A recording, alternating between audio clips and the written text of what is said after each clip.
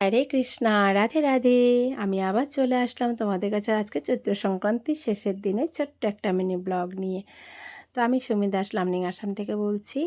আমার ভিডিও যদি তোমাদের ভালো লেগে থাকে অবশ্যই তোমরা একটু রাধে রাধে কমেন্ট করে দিও। তো কালকে দেখো একাদশী ব্রত পালন করেছি, আর তাছাড়া আজকে সকালবেলা উঠি ঘুমের থেকে দেখি মা একা একা অনেক কাজ করছে। মা অনেক ভোরে উঠে গেছিলো, তো আমিও একটু উঠে মার সাথে সাথে অনেক কাজ করলাম। সকালবেলা বাসি কাজটা সেরে তারপরে আমি স্নান টান করে চলে আসলাম একটু পাচনের সবজি কাটার জন্য। তো দেখো অনেকগুলো সবজি এনেছে, তো এই সবজিগুলোকে মা কি আর একা একা পারবে বলো, তো মাকে একটু আমি সাহায্য করলাম। সব কিছু রেডি টেডি করে দিয়ে তারপর আমি স্নান টান করে গোপোষণার জন্য রান্না করতে চলে গেলাম।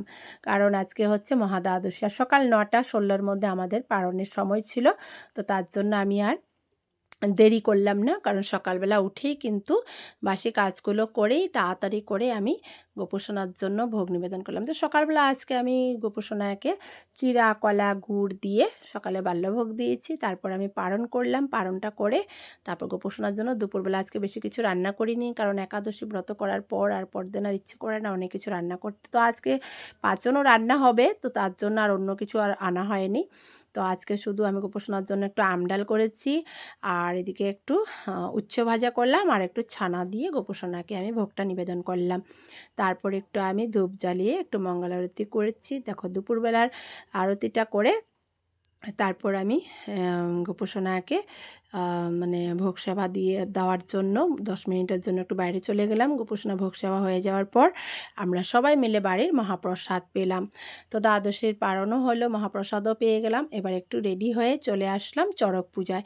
তো আমাদের পাড়ার দিদি ভাইদের সাথে একসাথে আমরা চলে আসলাম চড়ক পূজায়। তো এখানটায় এসে এত ভালো লাগলো, মানে কি বলবো, প্রচুর প্রচুর প্রচুর ভক্তরা এখানে এসছে। তো ভক্তের মেলা দেখে তো আমার খুব ভালো লাগলো। তো বিয়ের আগে যখন আমরা আসতাম এখানটায়, তো এত কিন্তু ভিড় হতো না। তো এখন এত সুন্দর সুন্দর মানে মানে সাজানো গোজানো এখানটায় মানে এসে আমার খুবই ভালো লাগলো আর কি। তো এত প্রচুর ভক্তকে দেখে মানে আমি কি বলবো যে এখানটায় এত সুন্দর করে পুজো হয়। মানে বিয়ের আগেও হতো, আমার বিয়ের আগে কিন্তু আমি যতবার এখানে এসেছি ততবারই আমার এখানটায় এসে আমার খুবই ভালো লাগে। তো এখানে এসে দেখি যে মা লক্ষ্মী, তারপর সরস্বতী, কালী ঠাকুর, মা দুর্গাকে এত সুন্দর করে এখানে সাজিয়েছে, মানে কি বলবো, যারা সাজিয়েছে ওদেরকে পুরস্কার দেওয়া উচিত। কারণ এত সুন্দর করে সিঙ্গার, মানে কি বলবো, মনে হচ্ছিল যেন সত্যিকারেরই মা এখানটায় এসেছে।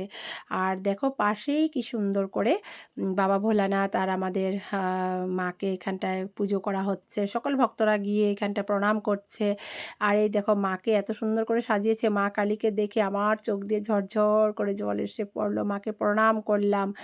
মার রূপ দেখে আমার শরীর পুরো মানে কি বলবো কাঁপছিল। আমি মাকে দর্শন করে আর বেশিক্ষণ থাকতে পারছিলাম না। আমার দু চোখে দিয়ে জল এসে পড়লো। মায়ের রূপ দেখে আমি আর কি বলবো, এখান থেকে আসতে ইচ্ছে করছিল না যদিও, কিন্তু বাড়ির কথা চিন্তা করলাম। কারণ আজকে হচ্ছে চৈত্র সংক্রান্তি শেষের দিন, কালকে আবার পয়লা বৈশাখ, দোকান খুলতে হবে, সন্ধ্যাবাতি দিতে হবে, গোপীসোনার সেবা পুজো আছে।